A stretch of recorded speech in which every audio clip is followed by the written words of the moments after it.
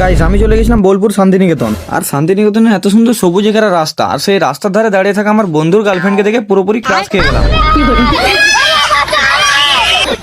সকাল সকাল ভোরবেলায় সোয়েটার পরে রেডি হয়ে চলে এসেছি আসুড়ে, কারণ এখান থেকে যাবো আমরা বোলপুর শান্তিনিকেতন। আর সত্যি কথা বলতে আমাদের এদিকে এত ঠান্ডা পড়েছে, এত ঠান্ডা পড়েছে, এত ঠান্ডা পড়েছে, এছাড়া গাড়িগুলোকেও সোয়েটার পরিয়ে রাখতে হয়। মানে সকালবেলায় ঘুম থেকে উঠলে বাঁকুড়াতে আছি না সুইজারল্যান্ডে আছি সেটাই বোঝা যাচ্ছে না। তো সে বাদ দাও, যেখানে আছি।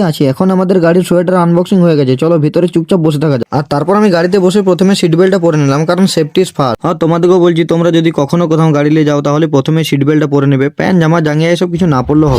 যাই হোক, আমরা এখন জার্নি শুরু করে দিয়েছি। জার্নি শুরু করতে আমাদের সামনে চলে আসে রেড সিগন্যাল। সেখানে বেশ কিছুক্ষণ দাঁড়িয়ে থাকার পর আবার আমাদের জার্নি শুরু হয়ে যায়। আর এইভাবেই বেশ কিছুটা জার্নি করার পর আমাদের রাস্তা শুরু হয়ে যায় ঘন বন জঙ্গলের মধ্য দিয়ে, যে জঙ্গলে হাতি, ঘোড়া, বাঘ, ভাল্লুক আর এসব আর কি কিছুই দেখতে পাওয়া যায় না।